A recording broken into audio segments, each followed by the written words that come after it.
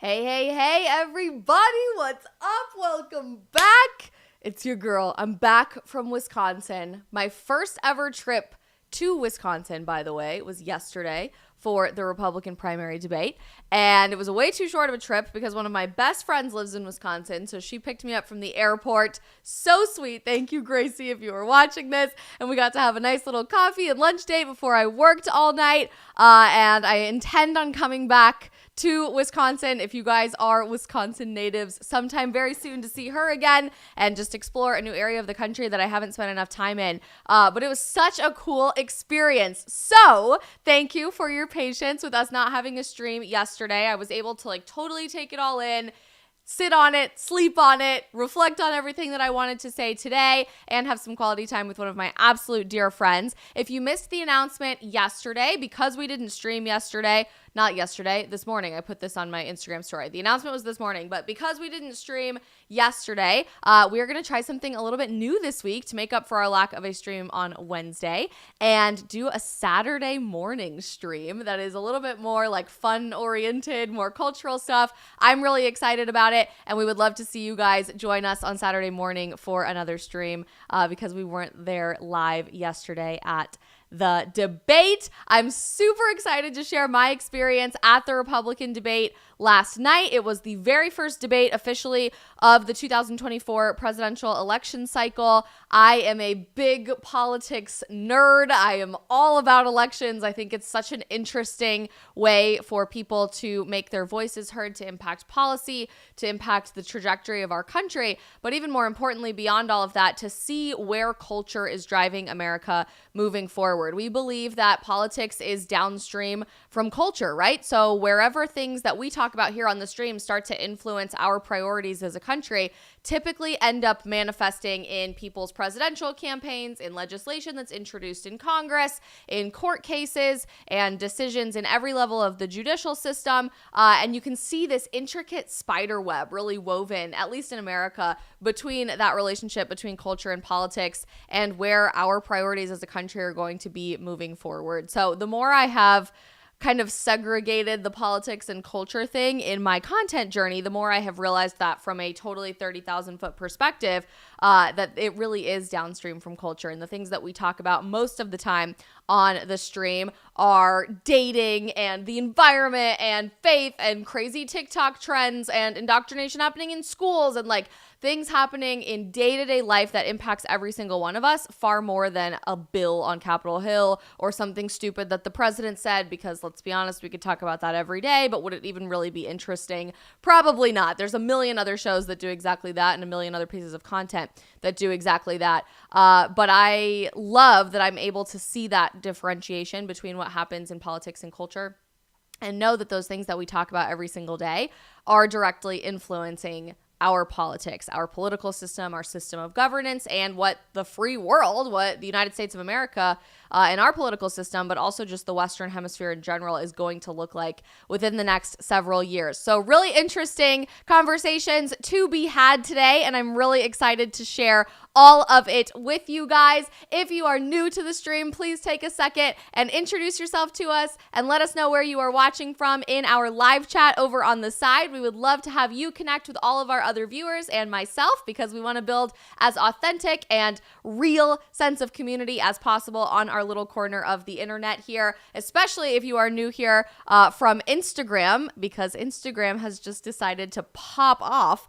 the last several days. Welcome. Fun little update on my end. I don't usually ever pay attention to the exact number of people following any one of my accounts or the exact number of you who are subscribing to any one of these channels, but we hit a pretty big milestone on Instagram late last night after the debate with 500,000 people joining our community over on Instagram and following our account over there. So first and foremost, if you are one of those people, thank you so very much. You have absolutely no idea what that means to me. I never thought that I would be doing this for a career or that God would have taken my life in a completely different trajectory than going to medical school and talking on the internet for a living, which sounds so absolutely crazy. But I just feel truly blessed that He has given me this path to telling truth to the world that continues to reject that very concept of truth and have really interesting dialogue and conversations in an unscripted, authentic, real way, when that's exactly what our country and world need most, is a true sense of authenticity with somebody courageous and bold enough to tell the truth even in the face of extreme backlash, and have some joy and fun along the way in that process. So thank you so much for that. And because of our growth over there, we might have a lot of new people tuning into the stream because of our Instagram story. So if you are relatively new, hi, I'm Isabel Brown. I am an independent content creator. I started doing all of this, very long story short, in 2019. And had some opportunities in college to work for the federal government, in the U.S. Senate and the White House. Have spent many years working very, very closely in the political commentary and political influencer world. But in the last year and a half to 2 years have really spread my wings and gone in a different direction, more culturally oriented to our generation, to Gen Z. So here on the stream, which we normally do every day at 3 p.m. Eastern, our schedule kind of changed the last few days because I've been traveling to the first Republican debate of this cycle. Normally we talk about dating and the environment and faith and all of those things that I mentioned, but today we are going heavy in on politics because I think it's a really timely subject for us to talk about, and I hope that I can provide a different perspective than what the average podcast or news story you tuned into today is probably saying, because I think sadly, we operate in this assumption that everything's just great. Everything's exactly the way that it always has been. There's no difference between what happened last night and the 2016 presidential debates and the 2020 presidential debates. But what we're dealing with today in 2023 is a fundamental difference to really anything else that we've ever seen. And so I hope to provide my 2 cents on that and why I think it matters that the Republican Party, the Democrat Party seems to be figuring this out faster, but why the Republican Party needs to desperately be adapting to create a strategy that's cohesive and compelling for young people to embrace conservative and traditional values, to embrace freedom, to embrace our founding documents. Because if we're being totally honest with ourselves, everything that I saw on that stage last night points to a complete lack of a strategy. And I don't say that to be rude. I don't say that to be condescending or condemning of any particular party, but I do say that to be honest, because I think it's high time that right of center individuals in this country take a good long look in the mirror and start acknowledging that we are not winning. We are not winning the general population, but we certainly are not winning young people. And everything that I saw sitting in the audience last night in Wisconsin was such a reinforcement of that idea, to the point that most candidates, other than one standing on this stage, and I promise not, I won't get too much into it in my little diatribe here, but most candidates other than one standing on that stage said that we weren't going through a national identity crisis, that people weren't struggling with who we are as a country, with what our values are, with even who we are as individuals. The complete lack of cultural and situational awareness for what average people are going through by the people who want to serve us by running this country blows my mind. So we're going to have a lot of fun breaking all of that down. Clearly, I'm very passionate about the subject, but we want your guys' thoughts and participation in the live chat as well. So let's say hi to some people as we get started, and then we will jump right in. Rob and Orthodox Russ and Brenda are watching on YouTube. Los Rabosas watching in Europe. Kobe, I'm so glad you finally feel better. Thank you for letting us know, and you have been in our prayers. Thank goodness your pneumonia has finally gone away, and we are glad you're here. Chuck and Trans Conservative are watching. We've got Chris watching from 9,000 feet altitude, Colorado. We love to see it. I grew up at about 9,000 feet altitude, so that is always home for me. We've got G-Fact and Amplified Truth watching. I have never watched the Netflix show Manifest. Amplified Truth says that I look like the actress Melissa Roxburgh. Should we Google Melissa Roxburgh? Let's see. I've never been told I look like her, but it's a huge compliment. She's beautiful. Thank you. I appreciate that. Amplified Truth. I don't know if you guys have seen that. I could see it maybe. I'm certainly not as tall or skinny as all of these Hollywood actresses, but that is A-okay. I like my Chick-fil-A sandwiches a little bit too much. Maze Page and Tim are watching. Marnus is watching. Total Package is watching in Maryland. Sabrav is watching from India. Trans Conservatives watching from South Africa. So very cool. Anna Grace is watching from South Carolina. Hey, Anna Grace, thank you so much for being here on the stream. Cheyenne and Red Scorpion are watching on YouTube. Vinny, Dario, Nick, and so many others. So glad you guys are here. Over on Rumble, the gang is already here in the chat. Michael Gabriel and Acorbs are watching. We've got Yorbin and Teddy watching. Longmeadow, Conservative, and Beer for Man are watching on Rumble. Thank you guys for being here. We love to see our Rumble gang grow, and I loved seeing Rumble have such a huge presence at the Republican debate last night. In case you guys didn't know, they worked out some sort of system, and I'm not exactly sure how this came to fruition, but Fox News had the exclusive rights to put the debate on television. Rumble had the exclusive rights to stream the debate on the internet, and there was a massive Rumble presence at the RNC debate there yesterday. Really exciting to see so many Rumble creators there on the ground. We saw lots and lots and lots of input from Dave Rubin, from Patrick Bet-David, from Jordan Peterson, Glenn Greenwald, Viva Frei. There were so many really incredible people there in Milwaukee, and it was really cool to see Rumble have such a big presence over there. Over on Getter, Nitty Witty is watching. We've got Linless watching and Jack in our chat, and the Locals gang is growing. Fredster, I'm so glad you jumped over to Locals to start watching. It is a very fun place to be. I'm glad you're here, and any of you are always welcome to make the jump to Locals, where it's a little bit more intimate and you guys get to know each other every single day. Johnny Diamond, Alex are watching. Sabina is here. AJ and African Warlord are in the chat. Crazy Cat Lady is in the chat. Do you enjoy the Midwest? I actually really do enjoy the Midwest. Milwaukee was a cute city. I've heard it's really dangerous. I didn't experience any of that. Luckily, we were in a really nice area of Milwaukee, and I was only there for like 12 hours. But it does remind me a lot of Cleveland, where my sister just moved. So I think the Midwest just has like a really charming sense of small town, big city, like all wrapped into one. And I've always really loved that about the Midwest. Magic Def is ready. Not enough time, money, energy, or Isabel's hot takes on today's hot button issues. A freaking men to that, Magic Def. And on that note, while also thanking Tito for your donation in our YouTube super chat, I think we should just jump right in. Oh, and before I forget, because my brain is on like literal weird mode, I got about 2 hours of sleep last night, so please bear with me. If you are jumping into the stream right now, please do me a huge favor and like the stream so that we get boosted in the algorithm. That could look like a little thumbs up button or a heart. Ring the bell so that you always know when we go live for future streams and upload new videos. And most importantly, if you do nothing else today, if you are just clicking through for like 5 seconds, please smash that follow or subscribe button on whatever platform you're watching on right now. We are live on YouTube, Facebook, Rumble, Getter, and Locals. Every time you guys hit the follow or subscribe button, it makes such a huge difference for this very humble little stream in the spare bedroom of my apartment to continue reaching more people and starting great conversations that media desperately needs in a more authentic format. So thank you guys so much. Okay. I just want to start by giving you the overview of my experience, like the key takeaways, and then we're going to react to some key moments of the debate that I think made a really big impact nationally and changing a lot of people's minds about who they might or might not want to vote for.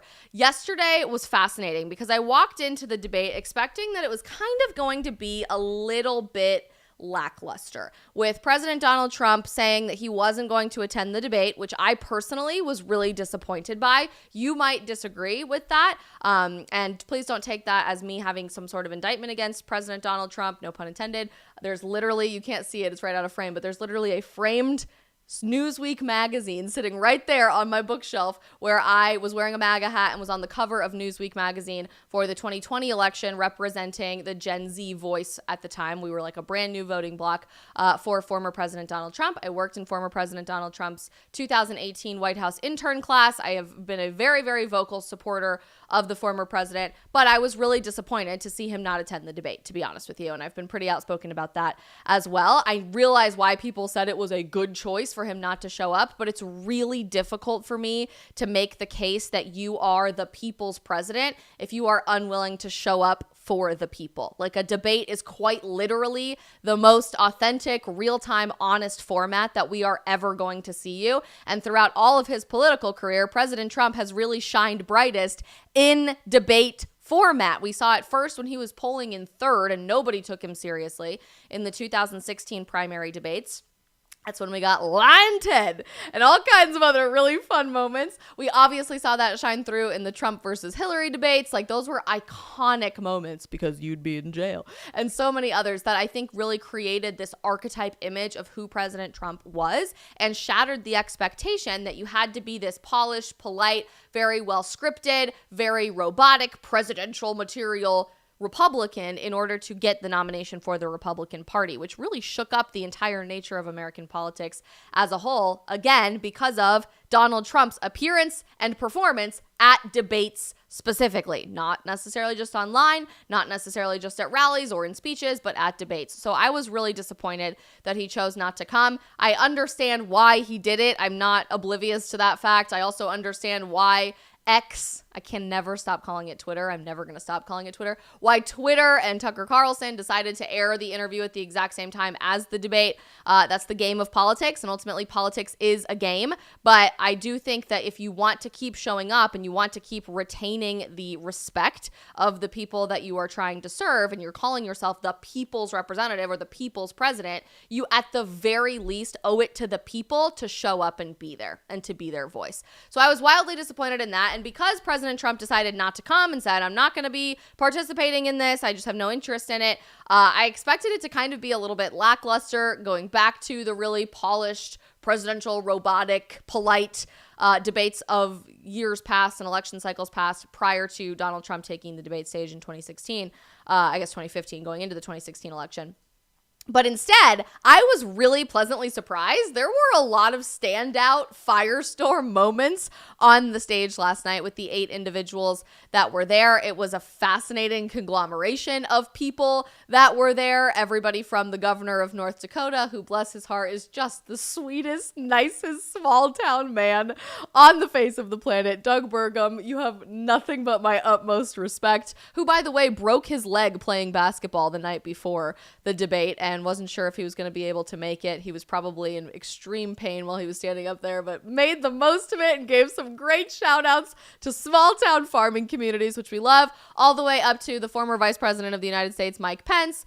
You had Vivek, I know everybody pronounces it differently. I know it's officially Vivek Ramaswamy on stage, really shaking things up as a political outsider. Nikki Haley and Ron DeSantis were there. It was a fascinating group of people. And so I think the dynamics of how different all of those people were really played into the opportunity to have some firestorm moments and some standout moments.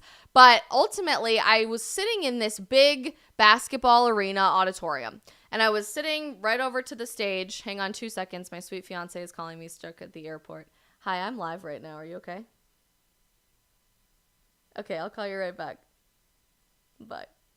He's stuck at the airport because he was silly and took the later flight. Always take the first flight of the day, people. I'm just telling you. Always do it, even if you don't get any sleep. Anyway, I was sitting in this audience looking at this stage, and it's a beautiful set. The Fox News team did a really wonderful job creating this and putting it all together. I was listening to these candidates give us their message for why they are the best person to lead our country into the future. Obviously, I've heard the same spiel from President Trump and why he believes that he is the best person to bring America into the future. And throughout the night, I laughed, I booed, I cheered a lot. But I walked away from the experience feeling mid. And I know that that's like the most Gen Z word possible for the situation. So I apologize that I can't come up with a better vocabulary term for this. But I walked away feeling lackluster. And not for lack of excitement for the event. That was basically my Super Bowl. I love this stuff. Everybody was chanting, fight, fight, fight, when people were yelling at each other. Like the intellectual takedowns, I will watch this all day long. My absolute favorite shows on television are all about American politics. I worked in Washington, D.C. I have volunteered on campaigns. I've done the political commentator thing. Like, I love this type of event. Don't get me wrong. But of the substance that I heard that night, I felt like I was on an emotional roller coaster because for one moment, I would be leaning forward, just completely captivated with what a candidate was saying. And this is not unique to any of the candidates, by the way. This was pretty much across the board how I would feel. I would lean in and be like, yes, you have me. I am 100% on board for everything that you were saying right now in this moment. And then 5 seconds later, we would be talking about a different subject, and that same person would be getting overwhelming, loud, screaming boos from everybody in the audience because you had us for half a second and then you completely lost us, like literally 5 seconds later. And it was just this up and down and left and right, and yes, no experience that was so fascinating to me because one thing became abundantly clear while we were sitting there listening to these people talk about issues from China to foreign terrorism, to funding the Ukraine war, to the southern border, to freedom of speech, to the economy, to boys and women's sports, like all across the board. We were talking about issues impacting America today. I honestly don't think, had any of these candidates been asked, what do you believe the aim of the Republican Party, or what do you believe the goal of the conservative movement or the conservative voter base of the Republican Party is, I don't think any one of them, A, would have been able to give an answer, because I don't think there is an answer today, but B, I don't think they would have been able to give the same answer as any other candidate standing on that stage. What I was hearing from Nikki Haley versus what I heard from Tim Scott versus what I heard from Vivek Ramaswamy versus what I heard from Mike Pence versus what I heard from Chris Christie, UFO man, versus what I heard from Asa Hutchinson, all across the board, was a different agenda and a different vantage point and a different point of view for where we need to go as a country. And that's not necessarily a bad thing in and of itself. I actually do believe there is nothing but room for ideological diversity and an opportunity for debate and bringing people along in this journey of figuring out through dissent what the best consensus is moving forward. But it was abundantly clear to me that there is no cohesive mission, there is no cohesive roadmap, there is no cohesive plan or agenda for what the party, the Republican Party, and or outside of the Republican Party, in a larger sense, the conservative movement or conservative Inc. or whatever you want to call it, wants to do to go on offense to fight for America.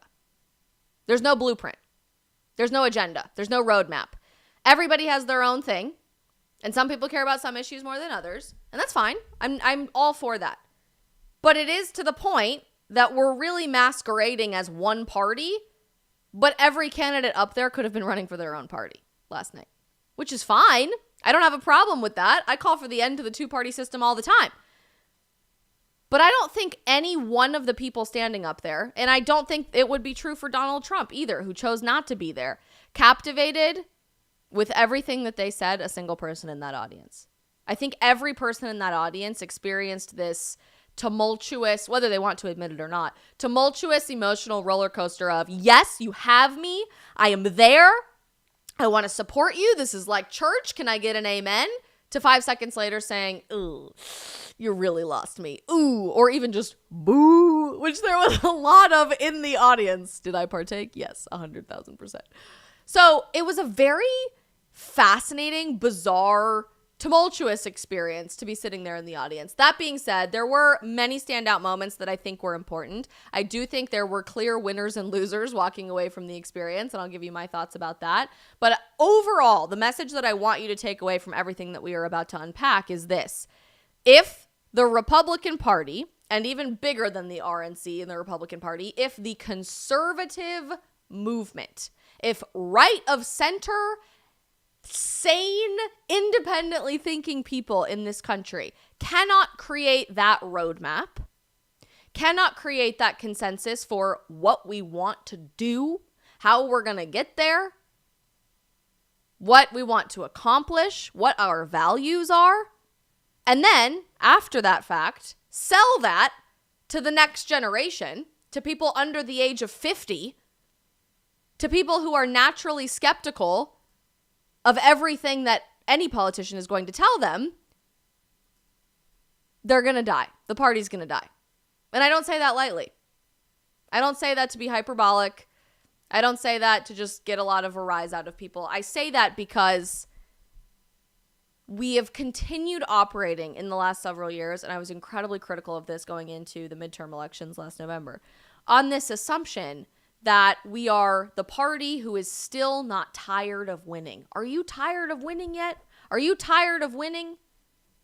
I don't know if anybody important is going to hear me say this, so please listen up if somebody is listening out there. We are not winning. We're not. We are getting our asses handed to us on a silver platter by people who want to surgically alter your children. By people who have absolutely no problem admitting that they want to support abortion in every single circumstance through all 9 months of pregnancy for any reason whatsoever, or even over infanticide. By people who are trying to justify the complete ideological inconsistency of writing blank checks to defend someone else's border on the other side of the globe while literally welding open our own border wall in Arizona so that people armed with illegal guns and illegal drugs and sex trafficking of kids can just walk right through into our country and create unsafe, life-threatening conditions for every man, woman, and child living in the United States through drugs alone, let alone all of the other subjects.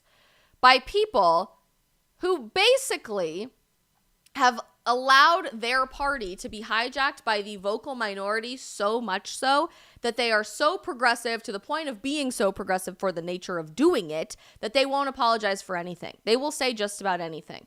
They'll host drag queen story hours and put pornographic books in elementary schools and tell your black child that they will never be successful in America because of white children. Like, these are the people that we're going up against, and they are still handing our asses to us on a silver platter because they have two things that I did not see any of last night. Any of.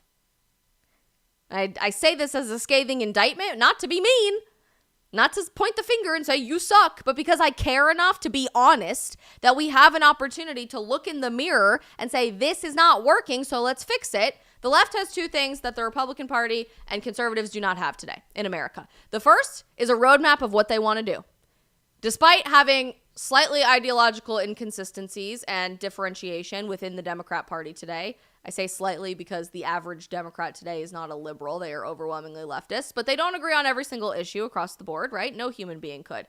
Despite having any sort of ideological differentiation, they have a consensus. And consensus is not a bad word. If you want to win the game of politics, you have to build consensus. You have to compromise on things. You have to create a coalition of people who might be a little bit different from you, but can figure out a way to still get the job done anyway. They have consensus through a coalition, and they have a marketing opportunity to sell that consensus to people who are going to support them. And they go after young people in particular by all of the inspiring, correct things to say. Your voice matters. Our country needs you. You have a responsibility. If you want to see our country change, you as an individual can do that through voting. While our party is literally telling young people, we like you, but you're still too stupid to vote on your own, so you need to pass this civics test, even though none of us could probably pass it, and none of your parents could probably pass it, but you need to pass it because we don't trust you because you're stupid, so we don't even really want you to vote anyway.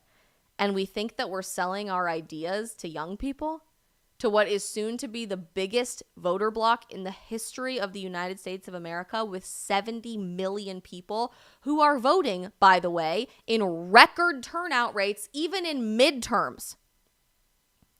And we brush it aside as not important, as silly, as not a part of the Republican or the conservative agenda. If we are unwilling to A, build a roadmap of consensus through building a coalition of all these different types of conservatives and all these different types of Republicans to figure out what we want to do, what kind of country we want to build in the future, and B, sell that consensus roadmap to everybody who we desperately need votes for, you can kiss any election victory goodbye today. And you can say when you talk to your donors and you put commercials out on TV and you raise money that we're winning, it feels so good to win. Are you tired of winning yet? But that doesn't make it true.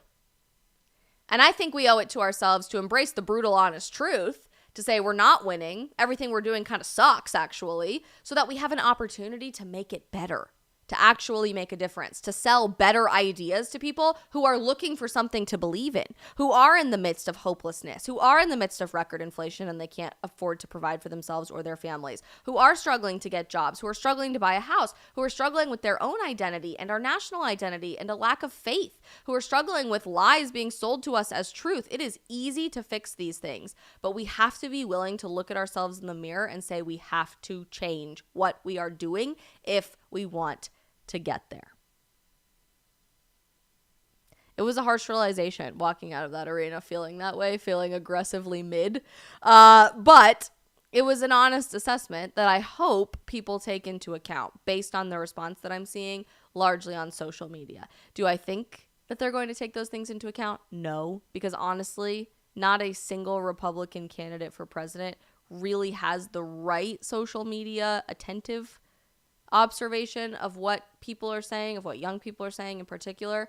I don't think they necessarily have the right social media based strategy. And I think we're still getting all of our how are we doing information based off of polls and cable television. Two industries that I certainly do not trust overwhelmingly and that are losing, hemorrhaging popularity and hemorrhaging credibility with every fleeting moment. So after the debate, obviously, pandemonium has ensued on social media, clipping up moments of the debate. People have found really clear standout moments versus some really clear, weird, bizarre moments. I believe that there were two really clear winners of the debate last night. There were a handful of people right smack dab in the middle, and then there were two people that I was just extremely frustrated by. One in particular, who probably it's time to suspend their campaign. And again, I don't say any of these things as an endorsement or an indictment on any of these candidates. This is purely political analysis. As you guys know, I have not at all remotely even made my decision of what I want to do going into the primary for my personal vote. I'm not endorsing a candidate, at least not anytime soon.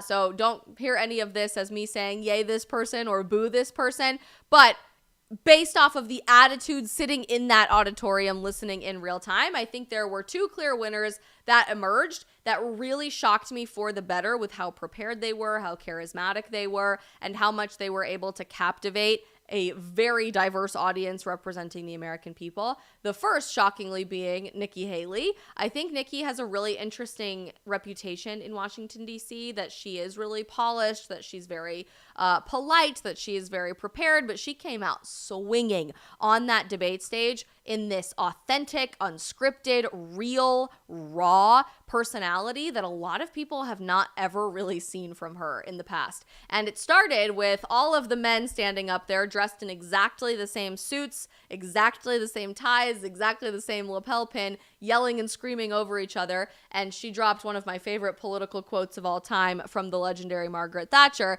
This is why Margaret Thatcher said, if you want something said, ask a man. If you want something done, ask a woman. And the entire audience erupted in laughter. It was this really captivating moment. And she really, from that moment on, very early on in the debate, totally stood out, both visually, wearing all white as the only woman on the stage, which I know it sounds silly, but I really do think that visual differentiation does matter at these debates. Politics is a whole game, right? It's about what you hear, what you smell, what you taste, what you see. The visual aspect of that is very important. But also in how she was communicating to the people in the audience. She wasn't apologetic about any of the things that she believed in, with one exception, and we'll get to that later. She wasn't trying to be something that she wasn't. She was just trying to be honest about what she was and what she believed in and what she was going to do as president of the United States, even throwing her own party under the bus in order to get to that moment. And that really was a standout moment for me, that she was the only candidate on the stage all night that said the problems we are experiencing in America today are not just the fault of Joe Biden or the Democrat Party. They are fundamentally also the fault of this Republican Party, of the people standing up here and the people hosting this event. And that is a problem. And we need to address those issues and figure out a way to move forward. I was really floored when she said that, and we'll watch a clip of that here in a second. The other winner that really stood out as a standout winner of the debate to me, but also really frustrated me at various points throughout this event was Vivek Ramaswamy. He's always been a really charismatic guy. I think he has this very captivating gravitational energy about him that very much from just a politics game perspective reminds me of Barack Obama when he received the nomination for the Democrat Party in the 2008 election for the very first time. He's just this larger than life, joyful, approachable figure. You see him and you think you might want to be his friend, and he really played into that going into the debate. He was friendly and casual and charming in his opening statements and many of his questions and his answers during the debate, and he wasn't afraid to say, look, I'm not a politician. Everybody standing up here has a long career in politics, and I do not, and that is a fundamental problem that we can't get more outsiders involved in the system. He, for me, had the highest rates of ups and downs of like, you have me, you don't. You have me, you don't, with every passing moment. And we'll watch some clips of why I believe that from him. But overall, he very clearly emerged across the board, even according to CNN and MSNBC, as a winner of this debate. And it's interesting to think about the 2016 presidential debates, the very first primaries. President Donald Trump was polling in third then, right? He was a total outsider, complete new face to the Republican Party. I think people tend to forget that. He was underestimated. He was laughed at. He was not a front runner one bit whatsoever at the first debate. But anything can change. And what we're experiencing today on August 24th, 2023 is not at all what we are going to be experiencing closer to November of 2024. Politics is a very fickle, very fleeting industry, and anything, quite literally anything can and probably will happen going into the election in November. Los Ravosa has a really interesting point before we start moving into who I think didn't do so well at the debate. It was way too much on Trump versus on the last few years of the Trump presidency with what they were asking about. I totally agree with that. My one major criticism, I have several minor criticisms, but my one major criticism of how the debate was moderated was that it focused so substantially on the past. There were a lot of questions about, did Mike Pence do the right thing, certifying the election? What would you deal with this Donald Trump indictment stuff and all of the really bad charges of the election about 2020? How do you think COVID was handled with all of the lockdowns, blah, blah, blah, blah, blah. It was all backwards looking, and very few things were forward looking in, again, creating that roadmap and that consensus of what we want to do in the future and what we want to accomplish. There were also just a lack of opportunities for a reality check for so many people standing up on that stage. And we'll get to that part of the conversation here in just a second. But the two major people that I was just really frustrated by, and this might be a hot take because a lot of people said he did really well.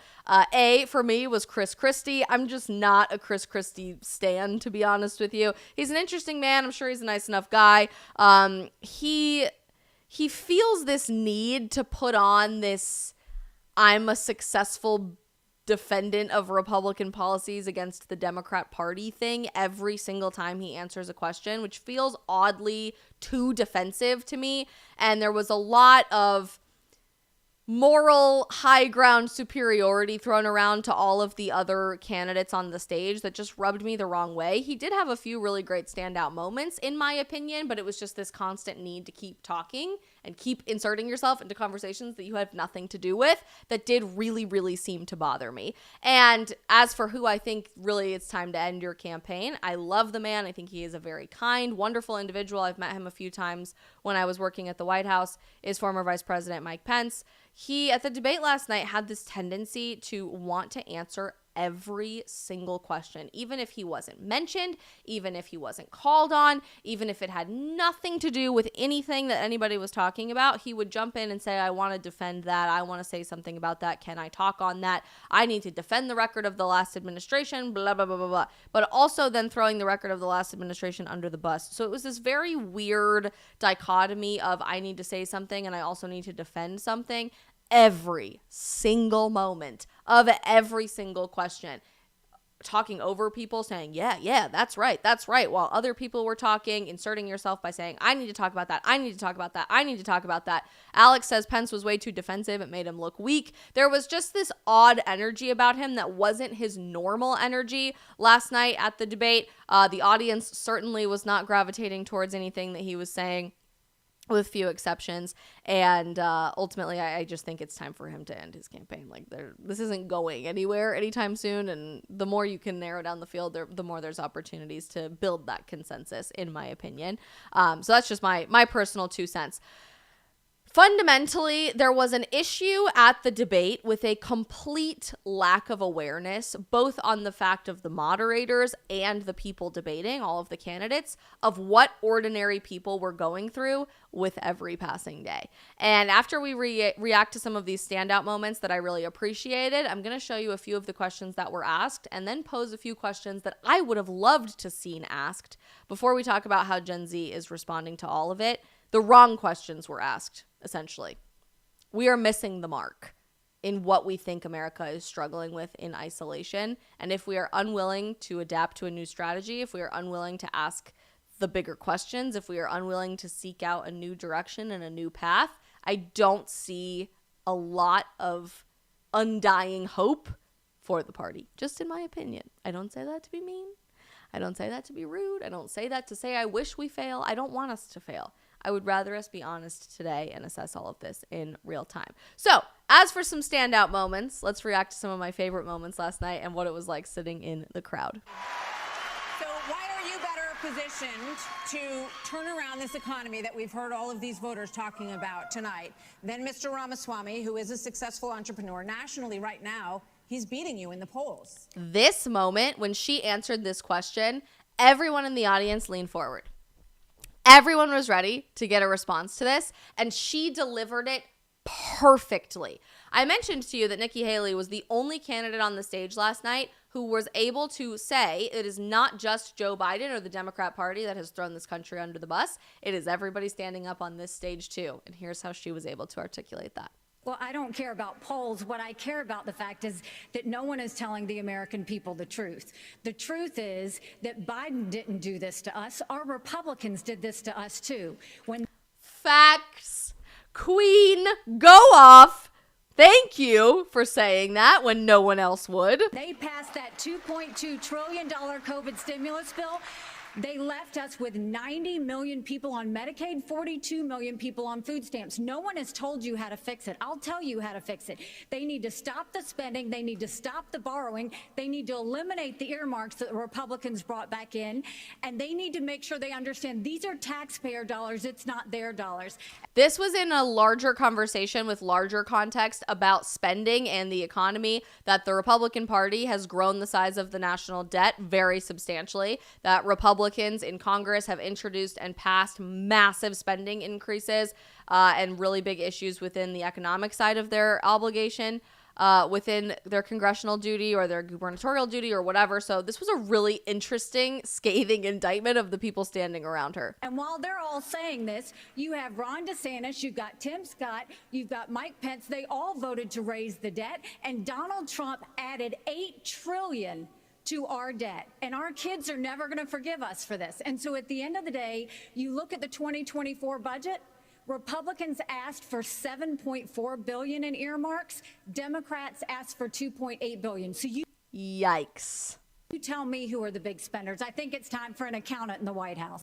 It's time for an accountant in the White House, says Nikki Haley. Mic drop moment. Everyone in the audience erupted in cheers when she said it's the Republican Party and started naming all those people on stage. Everyone went, it was just this like, thank you for being honest and saying what we are all thinking, because they had started the entire debate with this question.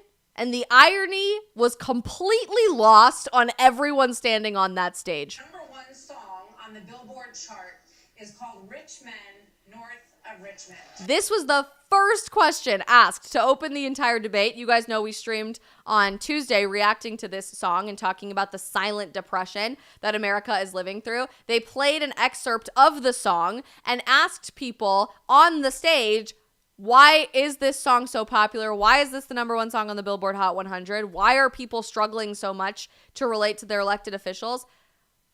Just watch. It is by a singer from Farmville, Virginia, named Oliver Anthony.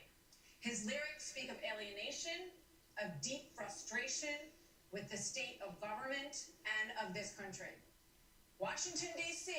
is about 100 miles north of Richmond. Didn't even need to be said, Martha, but you go, queen.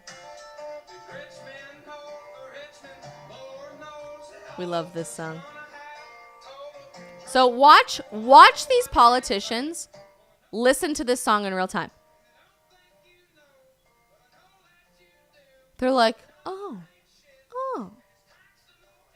Vivek's laughing because he's probably the only one who's ever even heard the song before and knows what it's about. They're just like, oh, that's so nice. So Governor DeSantis, why is this song striking such a nerve in this country right now? What do you think it means? Our country is in decline. This decline is not inevitable. It's a choice. We need to send Joe Biden back to his basement and reverse American decline. So then they go politician by politician by politician by politician, asking every single one of these people, why is this song so important? What about the song is resonating with people? And the irony was completely lost on the fact that all of these idiots, no scathing indictment here, but like I'm frustrated. All of these people are the people spending all of your money. Are the people who are taxing your dollar to shit.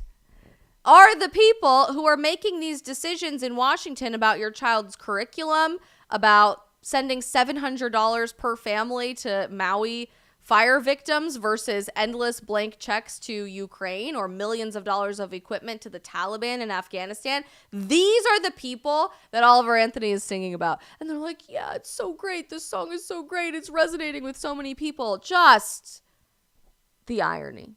The irony. I mentioned there were several moments of Vivek giving some really incredible answers that were some firestorm moments where the entire crowd was totally captivated with what he had to say. There were a few in particular that very much stood out to me, this being one of them as a very, very bold policy strategy. This is not a very popular thing to say, but I 100,000% agree with. Let's shut down the head of the snake, the Department of Education. Take that $80 billion, put it in the hands of parents across this country. This is the civil rights issue of our time. Allow any parent to choose where they send their kids to school. End the teachers' unions at the local level to allow public schools to compete. Yes, on 100% unequivocally agree with that. And then revive our national identity where every high school senior should have to pass the same civics test that frankly every immigrant, including my mother, had to pass in order to become a citizen of this country. I don't disagree with that. So tie it to education. Don't tie it to people's right to vote. We'll come back to that part. So that was his video there. I would disagree on one point that he mentioned about the education system, that this is the civil rights issue of our time. No, I think the war on gender and the war on children, innocent children that are being slaughtered in the womb because they are an inconvenience to us, which conveniently is a subject he doesn't really want to touch with his campaign. He doesn't want to weigh in on the abortion issue very much. And they didn't ask him about it on the stage last night, perhaps on purpose. That is the real civil rights issue of our time. That doesn't make education reform any less important. And I totally agree with everything that he just said, with that one exception. And here's where things started to take a really big turn for me, for the worse, really. And this is where I started feeling aggressively mid.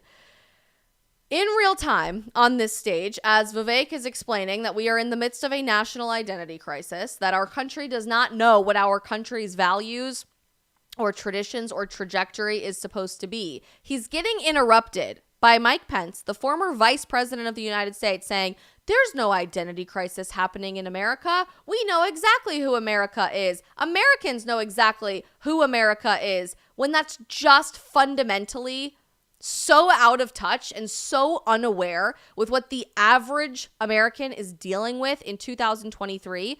Like, newsflash, the entire world, our entire reality, our entire culture is fundamentally different today in August 2023 than it was in January 2020 when you left office. The entire world has changed since then, January 2021, within the last few years. Fundamentally different country. And you have the audacity to tell us, experiencing the identity crisis every single day, that we don't know what we're talking about, that America does have a fundamental identity, that we do have this fundamental shared human values. I don't think that we do today. And this is where I started feeling very frustrated with the lack of awareness for young people and what we're dealing with, especially. Kudos to Vivek for saying this, though. We have the spine to bring them back. I think we should. As president, I will. But it's not just drugging up people in those psychiatric institutions with Zoloft and Seroquel. It's a deeper issue. I think faith-based approaches can play a role here, too. We're in the middle of a national identity crisis. Yep. And I say this as a member of my generation. The problem in our country right now. He's a millennial. He's 38, if I remember correctly, right, you guys? Chat, let me know. The reason we have that mental health epidemic is that people are so hungry for purpose and meaning at a time when family, faith, patriotism, hard work have all disappeared. What we really need is a tonal reset from the top. Saying that this is what it means to be an American. Yes, we will stand for the rule of law. Yes, we will close the southern border where criminals are coming in every day. And yes, we will back law enforcement because we remember who we really are.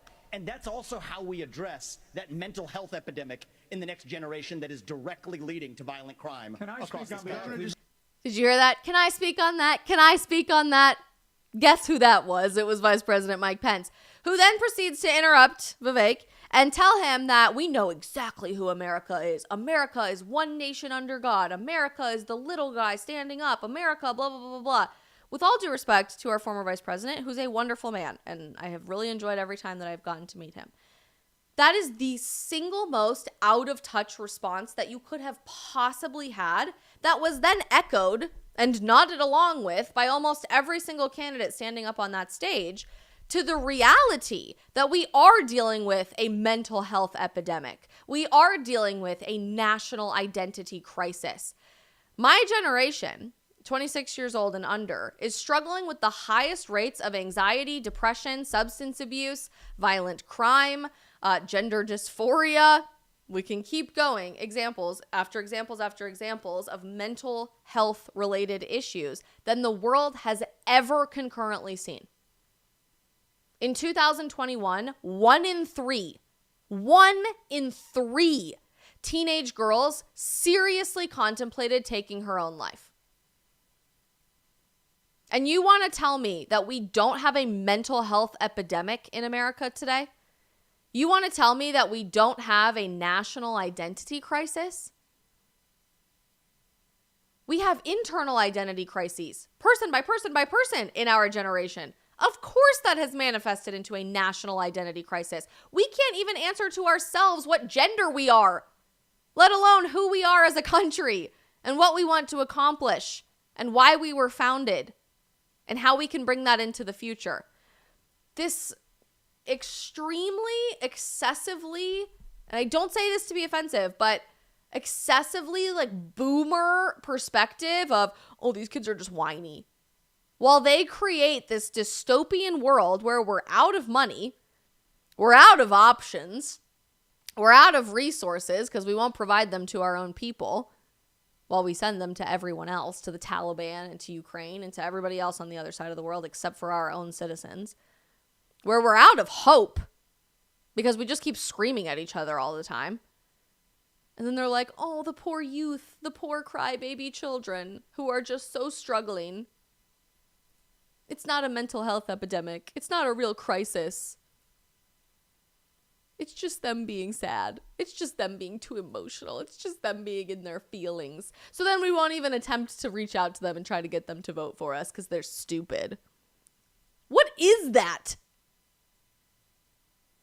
Magic Def just said in our locals chat, a 5th grade girl in my town unalived herself last week. I have to be careful about how I say that, but that is a exceptionally common story, Magic Def, that I hear all the time. And our politicians' response to that, with one exception, one politician had the guts and the courage to say up on that stage last night, we are dealing with a mental health epidemic. We are dealing with a national identity crisis, and we have to figure out what the hell we're doing. Everyone else said, no, we're not. That's not real. That's not going on. We don't care. But the economy. But taxes. If we can't figure out why the highest ever observed concurrent rates in a generation of anxiety, depression, substance abuse, and suicide are happening, How on earth are we expected to figure out the tax code? Or how much money we want to give to other countries? Or our school curriculum? If you have no respect whatsoever for the soul of the people who live in your country, and you just see them as a blank checkbook to fund all of your stupid presidential ambitions, your political agenda, it's really difficult for me to respect that you want to serve the people of this country as a president of the United States. Because ultimately, that's how our government operates. We don't work for you. We aren't the piggy bank for you. We aren't the willpower and the manpower for you. We have a government of the people, by the people, for the people. And people have souls. People have a mind. People are struggling. And rather than dismissing that fact, thinking it's just a struggle of money and everybody else is just in their feelings, it's time that we look in the mirror and we say enough. We can do better. We can solve this crisis. The left isn't doing it. They're pretending to, but they're not. It's only gotten worse. We can create real solutions to this, to create an opportunity to build a better tax code, to create an opportunity to reform our school curriculum. But we can't ever start at square one. We have to go to square 20 because square one is demeaning to talk about from a policy agenda perspective. Put people first and policy second, and you will go a long way as a candidate running for president for any party on either side of the aisle. So that all happened, and those were like really big standout moments in my opinion, but there were just as many moments that were either totally lackluster and just like lacked any sort of excitement or passion for me, and or were very disastrous and hugely detrimental in reaching the next generation of voters with these answers. Overall, I think the average performance at the debate last night was pretty mid. I keep using that word today, but very robotic, very rehearsed, very presidential, very political. I saw most of that polished, rehearsed routine from the two governors at either end, Governor Burgum of North Dakota and former Governor Hutchinson of Arkansas, and from our current governor in the state of Florida, who I absolutely love. I love Governor Ron DeSantis. He has unbelievable policies. I moved to Florida for a reason, but it was very polished and presidential and stiff happening there on the stage. The firecracker moments largely happened from Vivek Ramaswamy and Nikki Haley, and then you saw those like weird moments, in my opinion, happen with Chris Christie and Mike Pence. There were some really detrimental answers provided that are wreaking havoc on the image of the Republican Party on social media, which blows my mind. And I think this is a really interesting opportunity for us to chat about it, okay? Just bear with me. Bear with me. Regardless about how you feel about this issue, I'm not even really going to provide my own 2 cents on how you feel about any of these issues quite yet. Let's just watch what happened and how people are responding to it. It's fine to bring them back. I think we should. Let me get rid of that.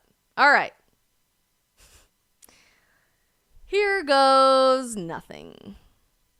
I'm the only person on the stage who isn't bought and paid for, so I can say this. The climate change agenda is a hoax.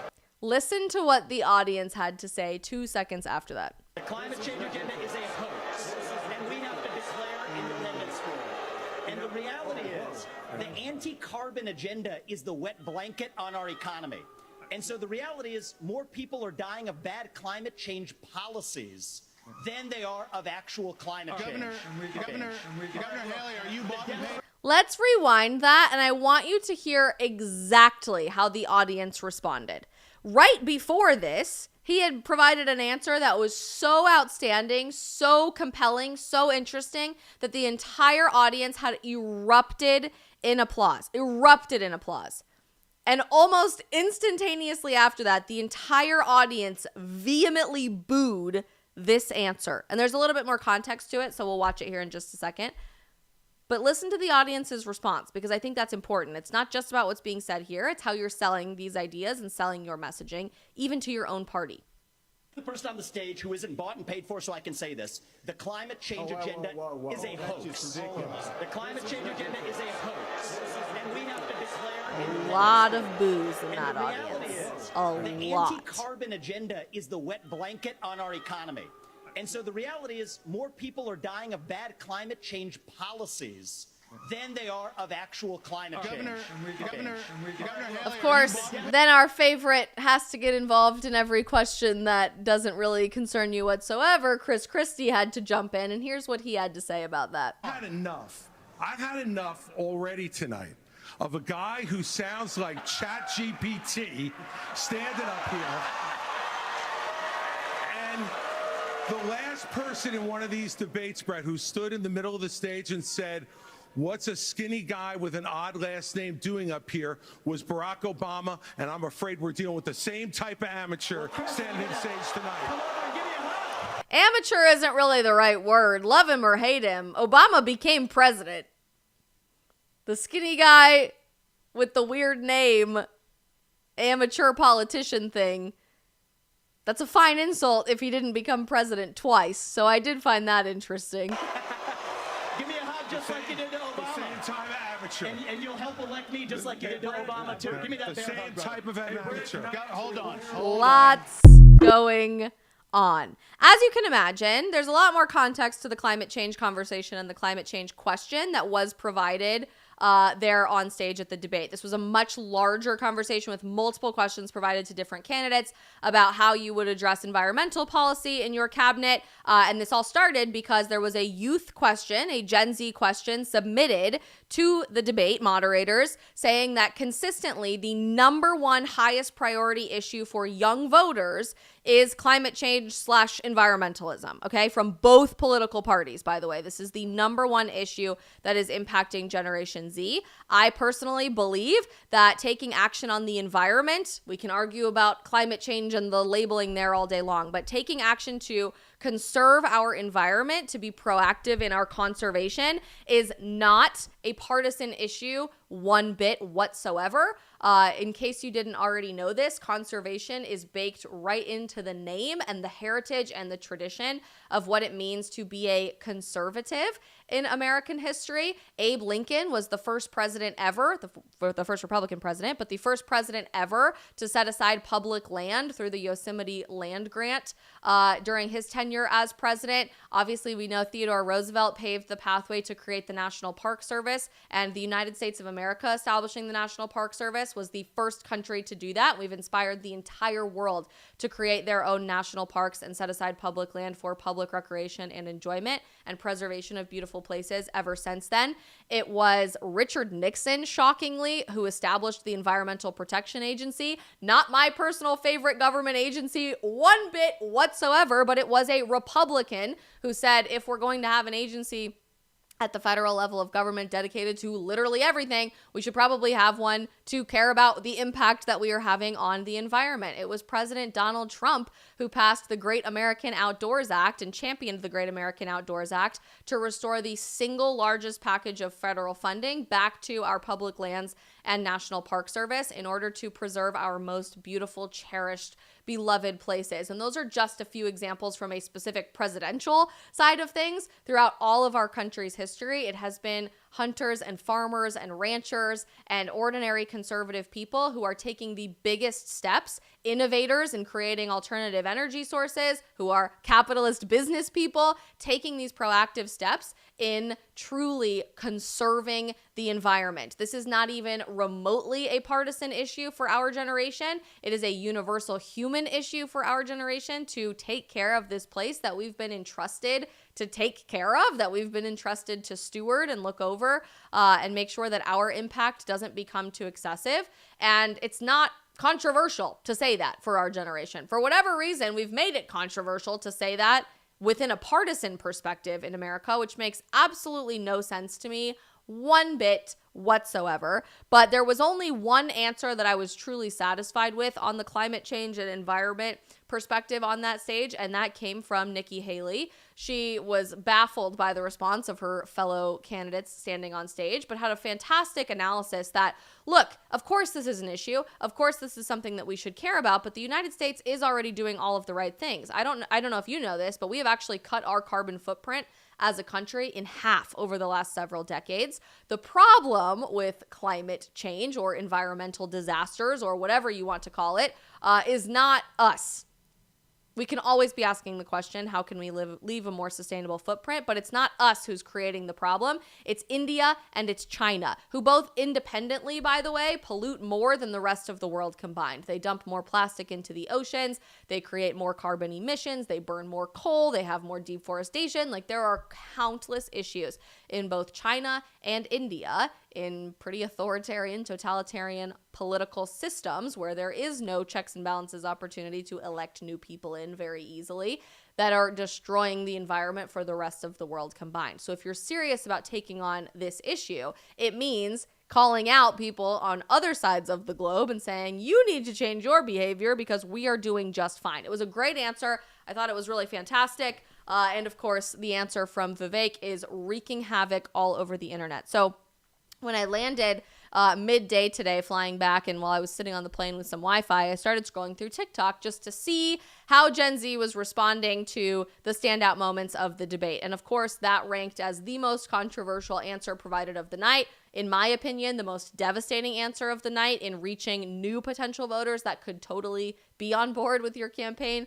theoretically, regardless of who the nominee is. And here is what the internet people, the internet youths, have to say about that response. It's important and powerful. Not just the audience response with these overwhelmingly loud boos, but I think it's also important to see what kinds of videos are getting hundreds of thousands of likes, millions of views, and hundreds of comments with everyone saying this is not okay, I can't support this, even if they might be conservative, even if they are independent, which, by the way, the vast majority of my generation is. 52% of us are registering as independent, so really every vote is up for grabs. And this was the response that we got because of the need to be a hot take, because of the need to say something outrageous, because of the need to try to be different, I guess, which was a very bizarre choice, in my opinion, in Vivek's response to the environmental question. Had enough. Here we go. Okay, Republican debate update. Fox News actually asked Republicans if they believed in climate change or not. They said, raise your hand if you believe in climate change, and no one raised their hand. And then this guy said that his hands were in his... That is a little bit misleading, by the way. No one raised their hand because nobody had the opportunity to raise their hand. Almost instantaneously, Ron DeSantis jumped in and said, we are not school children. We don't need to raise our hands. So that is a bit of misleading information, but it's true. Nobody did raise their hand. Raise your hand if you believe in climate change, and no one raised their hand. And then this guy said that his hands were in his pockets because he believes climate change is a hoax. And he's the only one who's going to say it's a hoax because he's not bought up by anybody. And then he said people aren't dying from climate change, they're dying from bad climate policy, which doesn't make any sense. And then Chris Christie was like, oh my god, can this guy please shut up? Everything he says sounds like it's coming from ChatGPT. And then Ron DeSantis answered the question by being like, well, I'm from Florida and I have experienced natural disasters, but he didn't say whether or not climate change was real. And then Nikki Haley was like, climate change is real, but we need to address it in a different way. But she was really hesitant about saying that it was... No, she wasn't. That's misleading, but you get the picture. So there were literally tens of thousands of likes on that video and hundreds of comments of people absolutely devastated by that response. She's not the only one who made a video, though. This next video had about 20,000 likes. Young people in America absolutely hate the Republican Party. Nothing better demonstrates why than this following clip from tonight's Republican debate. Polls consistently show that young people's number one issue is climate change. Here's this How will question. You, as both President of the United States and leader of the Republican Party, calm their fears that the Republican Party doesn't care about climate change? Now, I would like you to imagine what would be the worst possible response to this question from this young man. I mean, it's hard to disagree with this guy. And that question was really well phrased, I thought. This is the number one issue for young people. You need young people in order to win. We saw that in November 2022. Let's just see. With the answer, I give you Vivek Ramaswamy. That is the worst pronunciation of Vivek's name I've ever heard, but that's okay. Let us be honest as Republicans. I'm the only person on the stage who isn't bought and paid for, so I can say this. The climate change agenda is a hoax. The climate change agenda is There's those boos again. And we have to declare independence for it. And the reality is, the anti-carbon agenda is the wet blanket on our economy.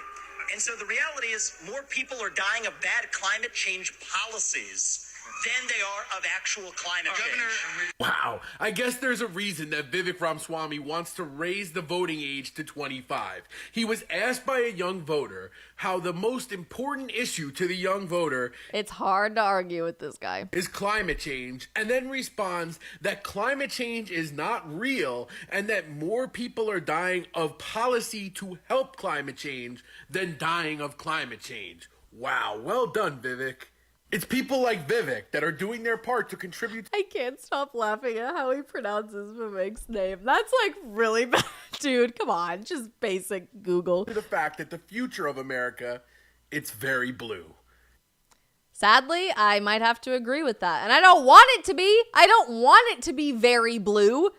But at the same time, we're saying that we don't care about your issues. We don't care about your voice. We don't even think you should really vote, by the way, because you're stupid. The other side is going, you guys get it. You guys are smart. You guys are valuable. You guys are inspiring. Keep speaking up. Keep speaking up. Come on. Really? We really think that that's going to work for us to just ignore and brush aside and condemn young people to somehow gain their respect? I don't know about that. Young people on TikTok also had a lot of things to say beyond just that one issue. I have not watched this full video in totality myself yet, so we'll be blind reacting to this a bit. There are a lot of really stupid things that are said on the internet about the Republican Party and the conservative movement that are just truly misfounded and miseducated. So I'm sure this is one of them, and we'll take it point by point. But this is generally, I show you this video because this is generally the image that people are portraying about the 8 people standing up there on that stage and our former president on a platform that most conservatives won't even go on because they say they have a moral obligation to boycott it, even though I would argue we have a much higher moral obligation to be there to counter the narrative, to counter the lies with the truth on TikTok. This is how overwhelmingly the response to the debate I have seen on TikTok has gone. The U.S. Constitution, it is the strongest guarantor of freedom in human history. That is what won us the American Revolution. I want you to listen to that part again. Remember that Vivek Ramaswamy's like clearly most polarizing and interesting campaign strategy has been telling 18 to 25-year-olds, you should not have the right to vote at 18 just because you're 18. Because young people are stupid. So you should have to pass a civics test, the same one that we make legal immigrants pass, which, by the way, how many people are walking across our southern border every single day anyway? People are not having to pass this test in order to come to this country. I wish that they were, but they're not. So it's a little bit misleading to say every single immigrant to this country has to pass this test when we're just letting anybody walk in scot-free. You need to pass this test, or you need to mandatorily serve in the military or in a first responder position in order to have the right to vote. And listen extremely closely again to what was just said at that beginning clip. Just listen. Constitution, it is the strongest guarantor of freedom in human history. The U.S. Constitution is the strongest guarantor of freedom in human history. I'm with you so far. I'm hooked. I'm ready to go. That is what won us the American Revolution. The Constitution won us the American Revolution.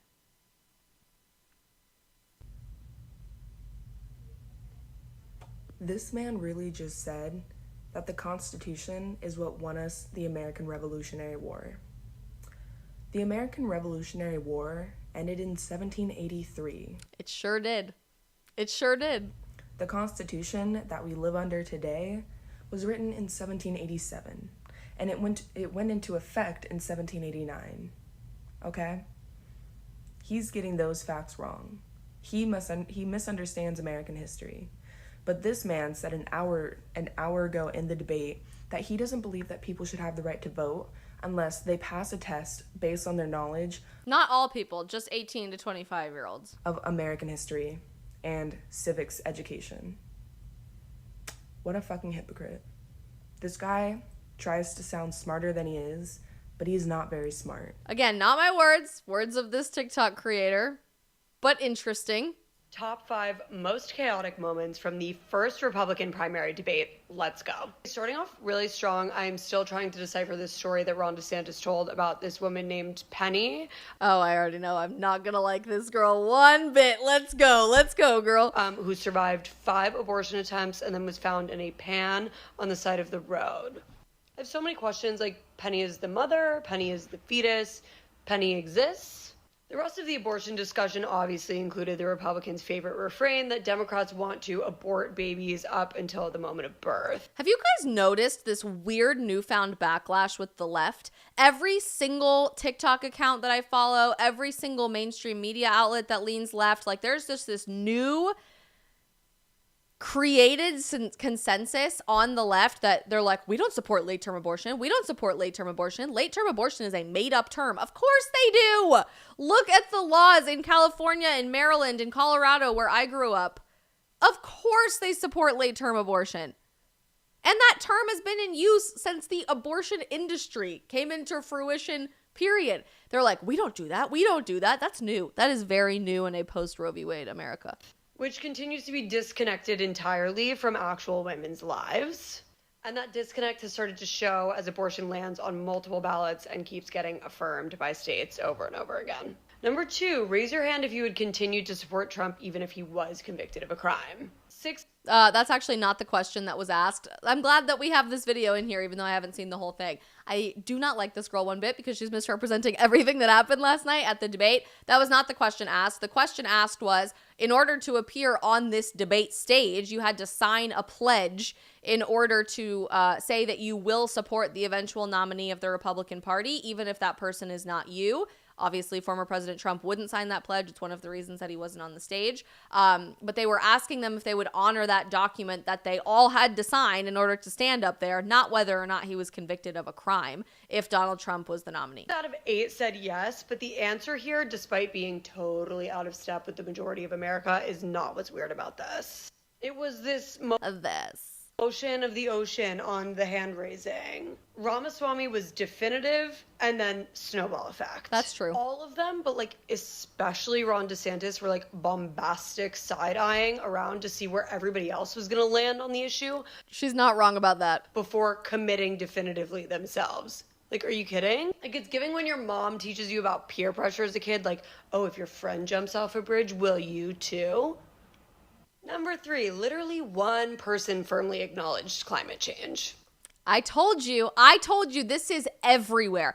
Every single video I am watching on TikTok about the debate with a younger person, somebody roughly my age making a video about this, is vehemently angry about how the environmental question was handled last night. Conservatives too. I'm seeing a lot of videos. For the record, it was Nikki Haley. That is batshit insane to me after the I don't think we would be friends, me and this girl. Insane heat that we've seen all around the world this summer. Again, you can't just automatically assume that that is climate change, but okay.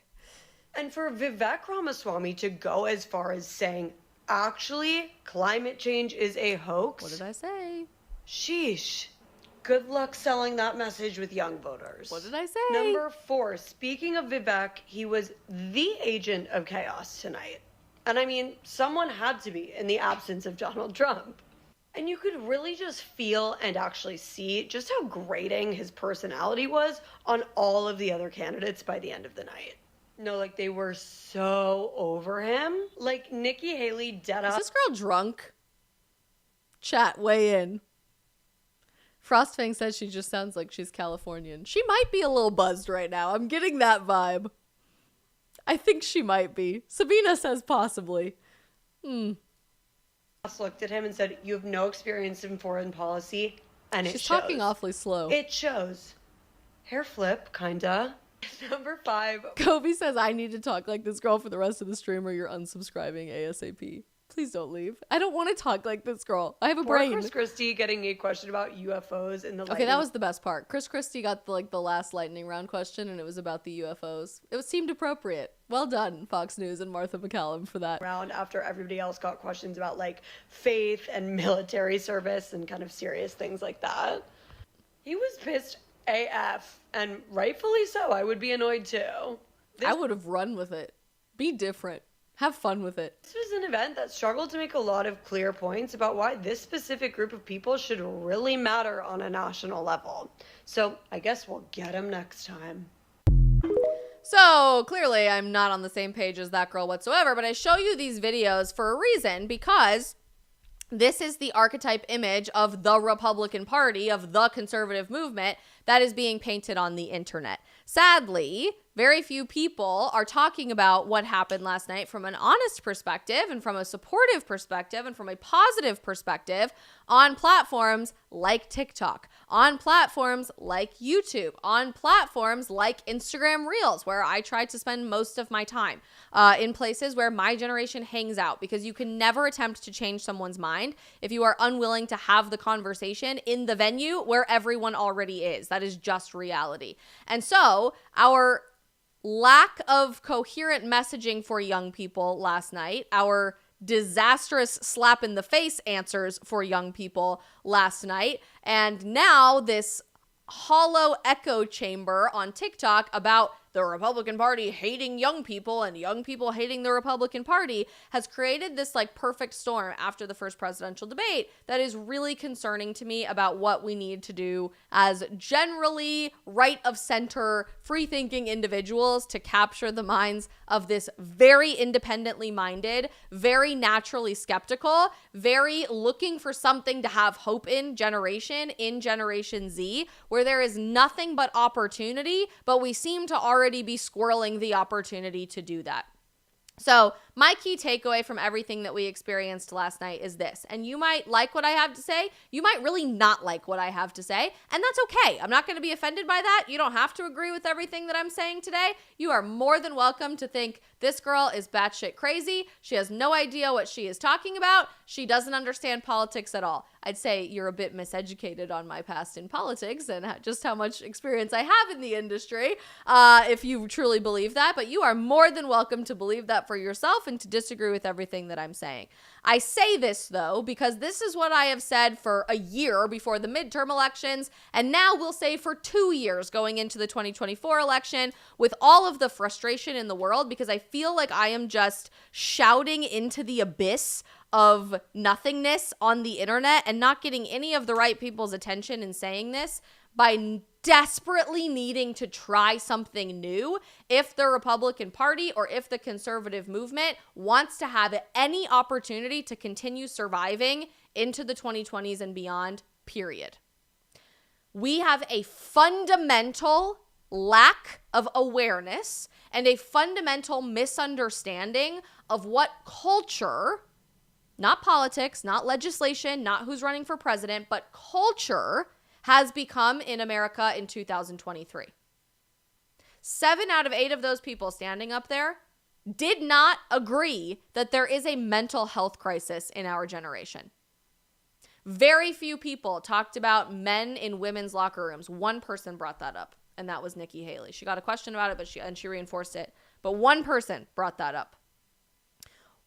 We have people running our country who want to create a system on both sides of the aisle, and we talked about this with the silent depression conversation on Tuesday on the stream, creating a system that makes it financially impossible to survive and impossible to get ahead for our generation. But then they just turn around, they build this system where we don't make enough money, we'll never be able to afford a house, we'll never be able to have the same dreams that our grandparents did, and oh, that's so terrible, blah, blah, blah, blah, blah. Let's blame the other party for doing that. And then they turn around and point the finger at young people and they go, you guys are just stupid.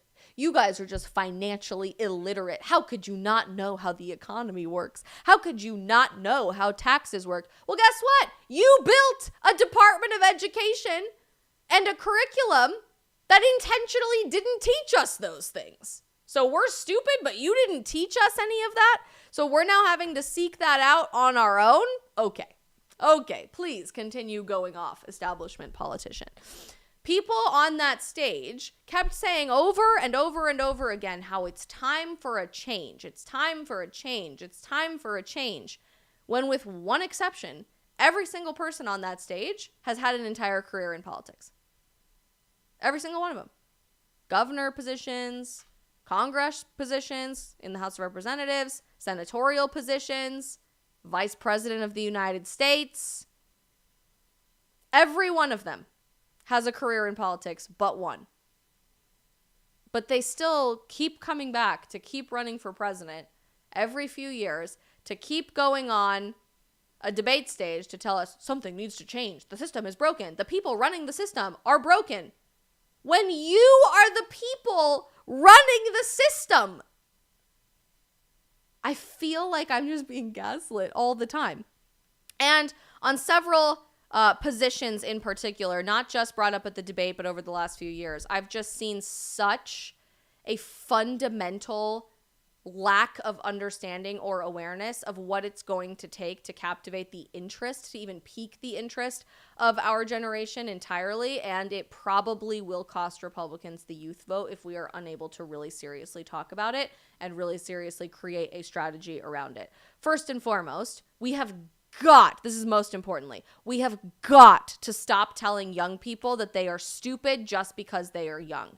The Republican vogue strategy of saying young people are lazy, they're uneducated, they're unaware, they're selfish, they're entitled, they have no place in our movement or our party whatsoever has got to stop.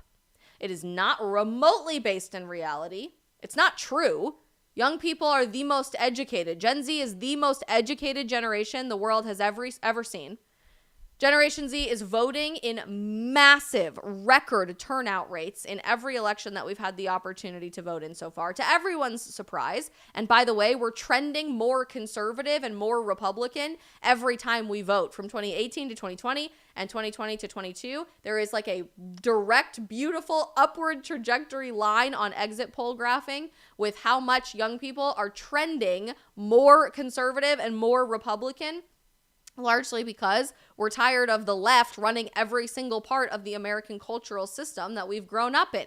The left runs our education system, our entertainment industry, our social media, our corporate media, our political system, our church in America today, and we're tired of that. So we're rebelling against it, just like every single young generation ever has in rebelling against the people who came before them.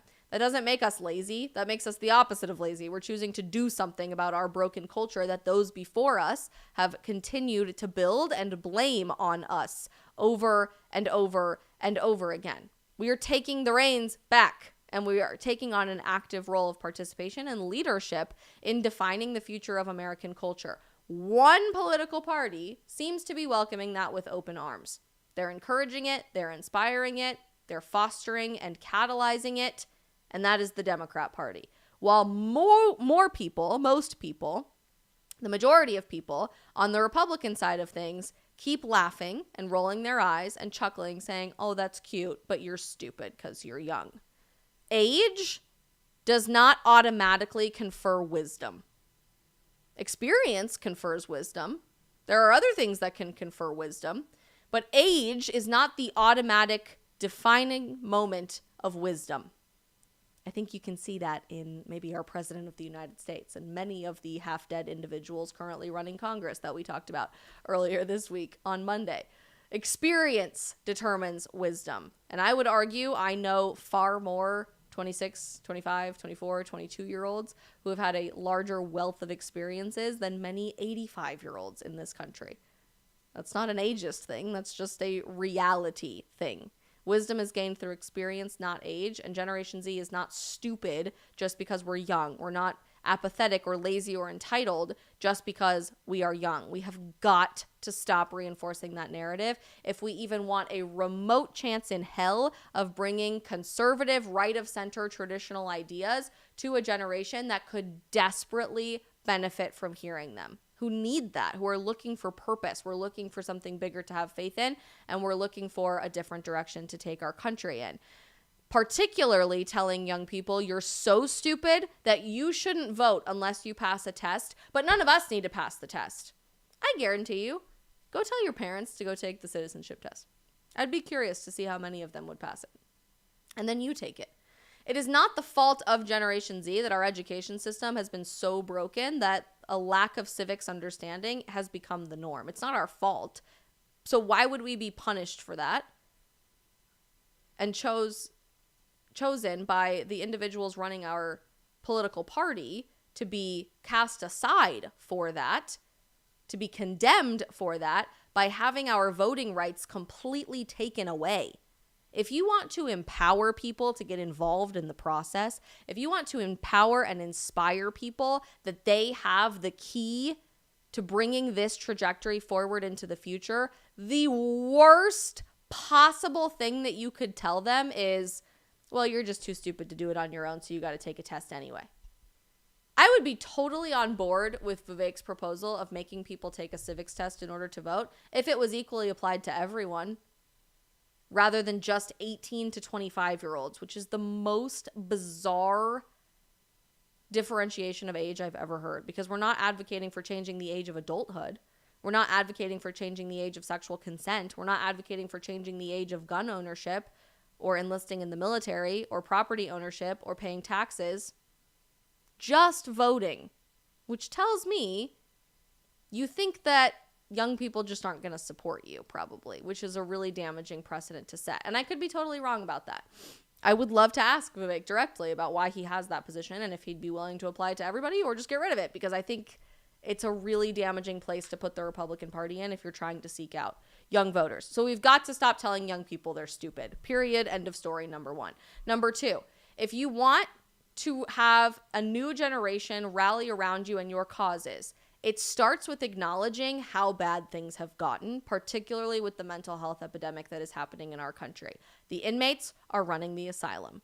We have let lies become truth and truth become lies. We have let men become women and women become men, to the point that everything is confusing. Everything is undefinable, and everything is threatening to just send our sanity careening off the edge of a cliff into the abyss for our generation in our country. And I giggle. It's sad, actually. It's not even really funny. But it's almost comical to me how little those older than us are aware of how bad things have gotten.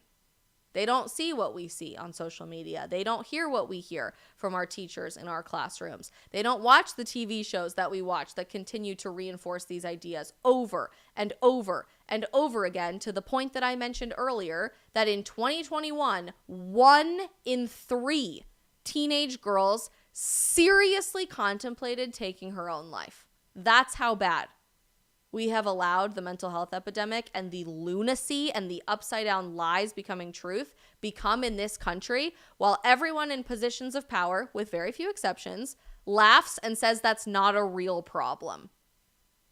Stop calling young people stupid and lazy and uneducated, and start realizing just how bad the culture you have insinuated and you have catalyzed and provided the fodder for has become, for our even capacity to operate as human beings has become with the mental health epidemic, to the point that we need to tell the truth as just bottom starting line for where we go forward from there. And finally, I have 2 more points. Next, the environmental issue is the most important issue for young people, period, end of story. It doesn't matter what political party you associate with, or even lack thereof, what political party at all you might associate with. As I mentioned, 52% of Gen Zers are registering as independents because we are tired of feeling a blind sense of allegiance to a party that is a lot more interested in spewing empty talking points on the campaign trail, both Republicans and Democrats, to keep getting elected every 2, 4, or 6 years rather than actually getting something done. We are looking for action rather than bullet points. We are looking for a definitive answer on what you want to accomplish versus a nebulous, hey, I'm just doing this for the party situation that we've seen for far too long throughout our entire lifetime. So it doesn't matter if you're part of a political party, if you aren't, if you're part of either political party, we all universally as a generation care about the environment. That doesn't have to look like the Green New Deal as the only solution. In fact, that's pretty much the worst solution that we could possibly come up with if we truly do care about the environment. what we should be incentivizing is innovation and capitalism and new business entrepreneurship, which is a huge value of our generation, with 62% of us already starting our own businesses, to create new energy sources or cleaner ways to deal with fossil fuels and oil and gas. We can create opportunities for public land conservation that doesn't have to be so controversial, but can be a universal, bipartisan, or even anti-partisan, it doesn't matter, opportunity for Americans to come together and shepherd and take care of and oversee this land that we all love, these beautiful places that we all love spending time in. We can clean up our oceans and stop littering masks and plastic and everything all over the ground, literally everywhere. The number of masks, paper masks and disposable masks I have seen literally everywhere blows my mind and is so disgusting since the COVID-19 epidemic. I have seen literally mounds and mounds and mounds of clothes that end up in landfills because we buy way too much crap that's also toxic for us, by the way, because we just haven't created opportunities for how to live more sustainably and conversations for how to live more sustainably. This is an opportunity for us to not make this a partisan thing, but just ask, where can I leave less of a footprint and have more opportunities to live sustainably on my own? And where can my elected officials take ownership on that issue as well? And how can we stand up against the countries that are providing insane rates of pollution to the air, to the land, and to the water, namely China and India, who, as I mentioned earlier, are both polluting more than the rest of the world combined in dumping plastic into the ocean, in burning coal, in deforestation, all of the above. Creating opportunities for bipartisan conversation on the environment is the only way, I'm just going to say this up front, that the Republican Party will have an opportunity to really capture the attention of Generation Z. And then, finally, now that I'm finally there, after those three issues, the most important way to translate them is how we market our strategy and our opinions on these issues.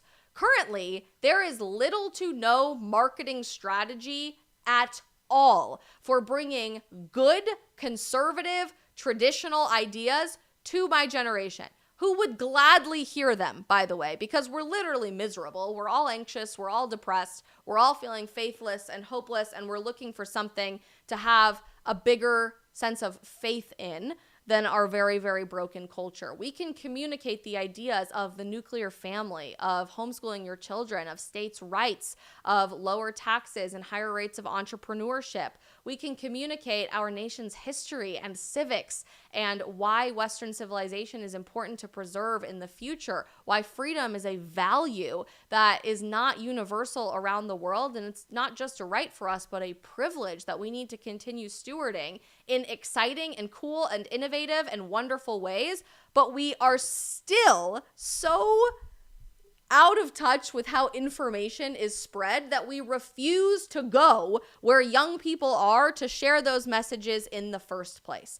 There is a reason that the Biden White House has created an entire press pool beyond the normal press pool of just TikTok influencers and independent live streamers and content creators like me who are all on the left to go share what's happening in the Biden White House on here, because young people aren't watching TV. They're not reading the New York Times. They're not reading Politico every morning on their phones. We aren't consuming MSNBC and CNN panels. We're watching TikToks, as we've done on the stream this entire time, or live streams just like this one. And for whatever reason, conservatives have yet to really play catch up on that front. We are putting things out as op-eds in newspapers. We're putting panels on cable news, which is all fine.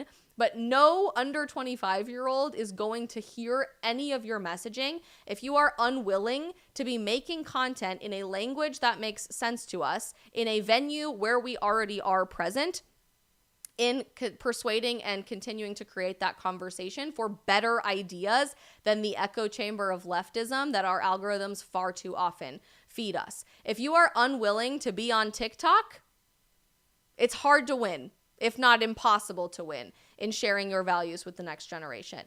If you aren't making Instagram reels and instead you're making Facebook videos, it's going to be really hard, if not impossible, to win over and convince the next generation that they need to be a part of your cause. If you think that cable television is still the number one venue where people get their news, it's probably time to start looking at some ratings and then social media use and screen time, particularly for people under the age of 25, to just be willing to go where culture is to try to change culture from the inside out. Nothing reinforced that to me as much as sitting there in that audience yesterday and thinking, this is such a fascinating venue. This is such a fascinating event. I am loving watching every single second of this. But there's going to be a few clips that get pulled from this on TikTok, and nobody's going to know anything else that actually happened. The facts are going to be misrepresented. The wrong story is going to be told, as we just unpacked and reacted to just moments ago, because we are unwilling to take any side of our side of the story to the venues where young people are, largely TikTok and Instagram, because it's not professional enough. It's not a polished enough place for us to share our message. It's time to stop being polished and professional and buttoned up and pre-scripted and approved talking points and just be real people. Be honest. Say what you mean. Be who you are. Don't be bought and sold by a political party.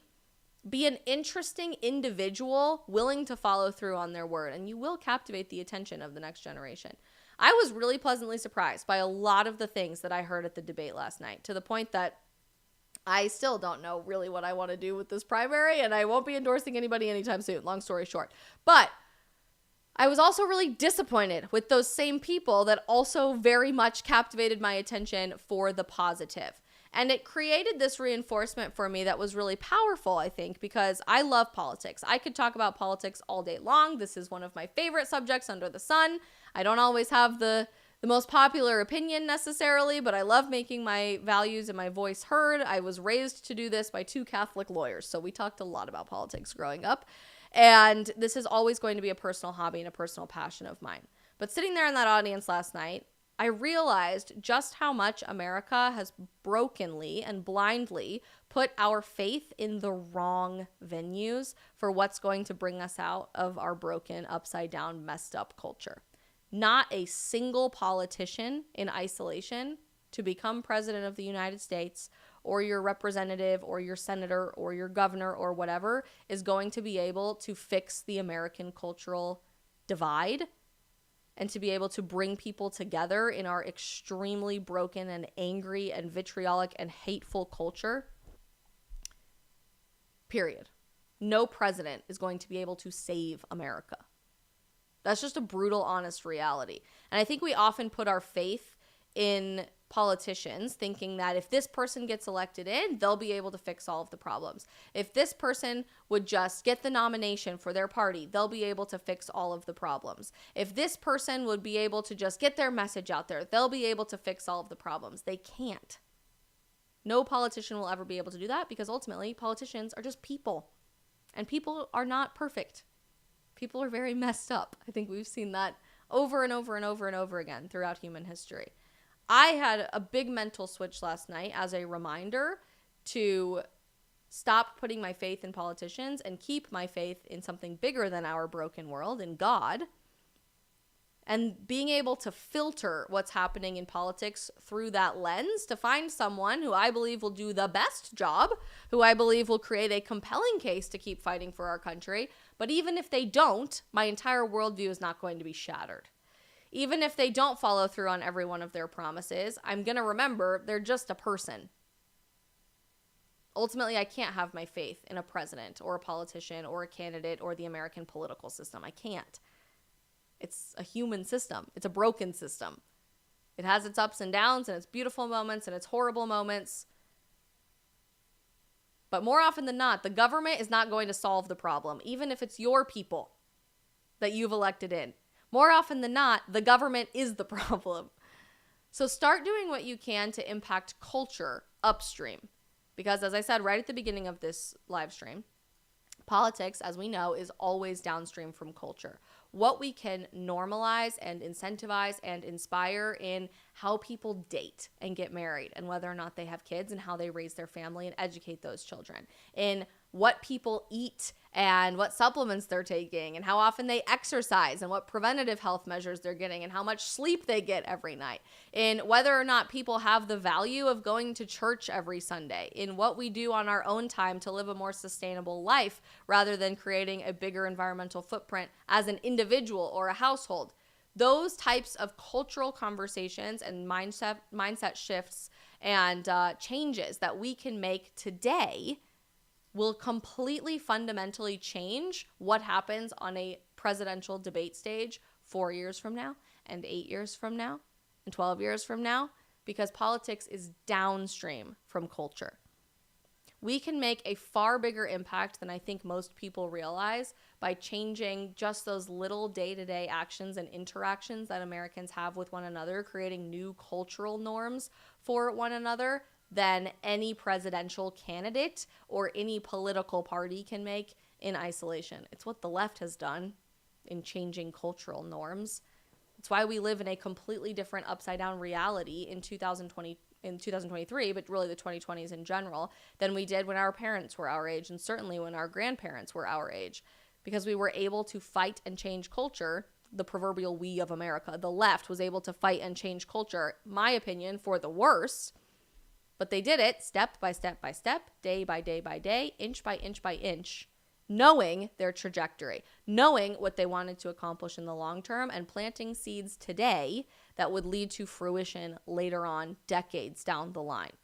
That's how we came to a time where lies have become truth and truth have become lies, where men have become women and women have become men, where up is down and down is up and right is left and left is right, and right has become wrong and wrong has become right. We always ask ourselves, we wake up, how the hell did we get here in 2023?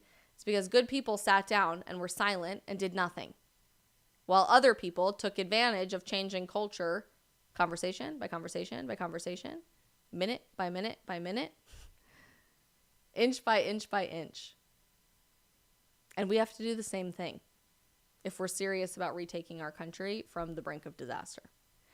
There's a lot of upset feelings in the chat today, particularly on Rumble. As I said, you guys don't have to agree with what I'm saying, but I do find it really telling that there's a lot of comments in here from people who've never met me before and clearly don't know what I believe in whatsoever, that I am a poorly designed set as an educated young person, that I have Trump derangement syndrome. One moment. I mean, I worked for the man, and I was on the cover of Newsweek magazine supporting the man for the 2020 election, and I've been an ardent, loud, extremely supportive Trump supporter for my entire adult life. Voted for Trump twice in my first presidential election ever, very, very proudly, and have that hanging in my studio every single day. A lot of people saying this was a waste of 20 minutes to tune into. Grow up some more, little girl Isabel. I am a happily engaged, self-employed, 26-year-old, very successful business owner, and I think I know what I'm talking about when it comes to American politics, having worked in several branches of the United States government and for political nonprofits and in media as the voice of a generation for what our party needs to do to reach new young people. But it's quite very interesting that everybody is upset with what we were talking about today. And I guess there's an opportunity there to just say this. I don't do what I do to be adored. I don't. In fact, I usually get a lot of backlash and hatred for every single thing that I post on the internet. I say the things that I say because I tell the truth every day. I get up and I tell the truth in whatever capacity I possibly can. Whether that be a 15-second TikTok video or a book that I write or a speech that I give or going on the news or one of these 2-hour live streams. It's not always fun to tell the truth. People aren't always going to love to hear the truth, especially when it's the people on your own side. But there's an opportunity in telling the truth to get to a trajectory that is far more promising and fruitful than the broken hamster wheel that we are currently running in, trying to say we're winning culture when we're just not. Nothing would make me happier in the entire world than to win the culture war, to make cultural norms change to the point that every person in my generation courageously fell in love and wanted to get married and have a big, beautiful family. Then if every person in my generation was able to find faith in God instead of faith in the government or their social media feed or the entertainment industry or their favorite influencer. Nothing would make me happier than if we were able to break free of the cycle of sending people into a broken healthcare system where Big Pharma writes them a prescription to create a lifelong customer in them, and we just keep going around and around and around the wheel. Instead, prioritizing diet and exercise and responsibility for your life. I could keep going example by example by example, but the way that we are trying to package these ideas to my generation isn't translating. It's not. I would love if it was. Nothing would make me happier than if we were already at that point. I would rather us have a tough conversation today that we need to change our messaging strategy. We need to change how we are communicating these ideas. We need to create a strategy, period, so that we can get to that endpoint together than just pretend everything is great and we're doing all of the right things right now. I would rather have that uncomfortable conversation today, look in the mirror and say, we got to make a change, or we're not going to have the opportunity to make a change a year from now, or 2 years from now, or 5 years from now, or 10 years from now. Freedom is never more than one generation away from extinction.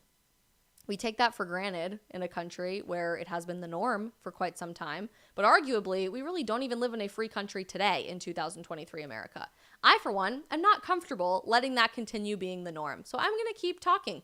I'm going to keep speaking up. I'm going to keep telling the truth, even when it's really difficult to hear. And you might want to call me whatever name you want to do because of that. Say that I have Trump derangement syndrome, or that I'm not a real conservative because I think that we could be doing a better job. Arguably, you would think that that is somebody who cares more than the person lying and saying it's doing great, but whatever. Or that you just disagree with the fact that I'm young and choose to sit here in my sweatpants in the spare bedroom of my apartment rather than on a multi-gajillion-dollar television set. I have no problem with that. But I hope that you know what we're doing in talking to young people that way. Kind of just proved the entire point of this live stream. Long story short. So, that was my debate takeaway. I think there's a lot of reasons to have hope. I actually don't say any of the things that I said today as a condemnation or a massive round of applause for any one particular candidate. I would love to speak with each and every candidate on the current Republican primary slate, because I think everybody kind of has bits and pieces that I'm really reacting well to, and everybody has one or two things where I'm like, ooh, that was not great. So there's always room for opportunities to change people's minds. There's always room to create consensus and figure out what our trajectory of the party and of conservatism is going to look like in the future. None of this is a condemnation whatsoever of what I believe in or the party that I generally associate with. I feel pretty disenfranchised by sometimes, especially right now, but I'd rather keep fighting for it than throw in the towel. And I hope that it just got you thinking about the debate last night in a different lens and in a different context, because there are far too few people in my generation who have the opportunity to share our perspective on everything that's going on, and it's very rarely sought out by those older than us who control a lot of the corporate mainstream media. So this type of venue, these types of live streams are exactly where we can have that conversation and just pose a different perspective and a different point of view, even if not everybody agrees with it all the time. And especially if you disagreed with what I said today, I would invite you to come back tomorrow for the stream, or to another stream where we don't talk about politics, because truthfully, we don't have conversations like this really ever on the stream. We talk a lot more about those cultural issues that I think are far more important on a day-by-day basis, the upstream issues that we can change and impact today to change culture and politics down the line. So we're going to have some fun with that throughout the rest of the week as well, and we would love to see you be here as a big part of it. And if you're just interested at all with what I had to say, whether you disagreed or agreed or anywhere in between, do me a huge, huge favor and hit that follow or subscribe button on whatever platform you are currently watching on right now. It makes such a world of difference to me as an independent content creator, and I appreciate all of your guys' support in getting my thoughts out there and our generation's voice out there. While you're doing that, and and we are transitioning over to our post-stream Q&A on locals. I want to give a huge shout out to today's sponsor of this stream, and that is our amazing friends over at Nori. I'm super excited to be working with Nori, who's delivering the highest quality and most accessible microbiome solutions on the market. You guys know I've gone through this whole journey in the last few months of detoxing my life through all of the external products that I've had in my house, like replacing my cleaning supplies and my makeup and my skincare and my shampoo and all of that.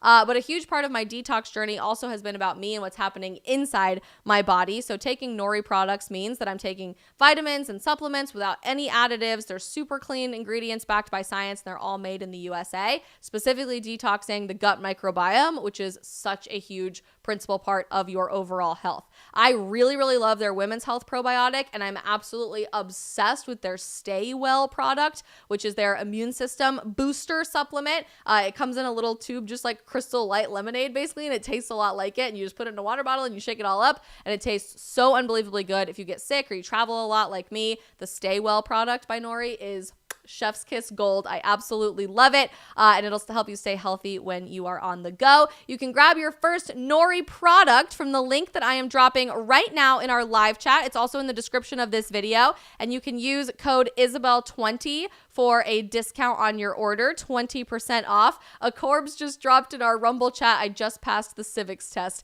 Congratulations, you too can vote. And again, if that was required of everybody rather than just 18 to 25, 100% on board, sign me up tomorrow. I have absolutely no problem with that. It's when it suddenly becomes about young people being stupid that I just am a little, we don't know about that. We don't know about that.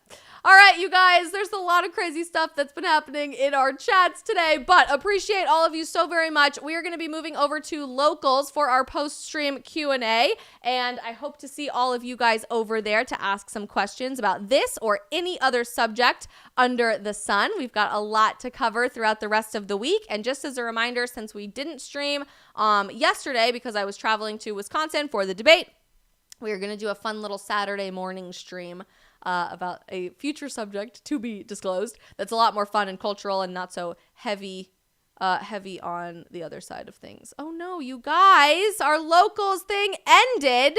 It's okay. I'm going to restart a new one over there, and we'll be back over on locals very, very shortly. I don't know what just happened. But very strange. We have one question on Rumble. How much for locals? We do a $5 a month charge or $50 annually to support my premium content, but we do have a lot of free content as well. You can watch the stream for free every single day on locals. So you don't have to pay for everything on there, but we do have some extra video series that only exist on locals. One is a series on dating and relationships and the lies that our culture tells about dating and relationships and replacing them with truth. And we also have a series once a week on faith and the church and spirituality called Domus, which is very, very fun. We'd love to see you over on there. If you guys are watching on Rumble, there's a big button that says enjoyed this video, join my locals community. You can just click that and it'll take you right over there. I'm so sorry that the live ended on locals. That is so weird. I do not know what happened one bit, so I apologize for that. But we're going to start a new one over there. We'll do a little post-stream Q&A, and it'll be super fun. Jump over to locals if you want a good time. And everybody else, we will see you back live tomorrow at 3 p.m. Eastern for our normal stream time. Thank you so much for being here, especially if you disagreed, sticking all the way to the end, and just being willing to hear a different perspective. I really appreciate that in our world of very short attention spans and unwillingness to hear out people that you disagree with. We need a lot more of dialogue and real conversation in the world that we live in today. Love you so very much. We'll see you tomorrow. Have a great rest of your night. Bye, guys.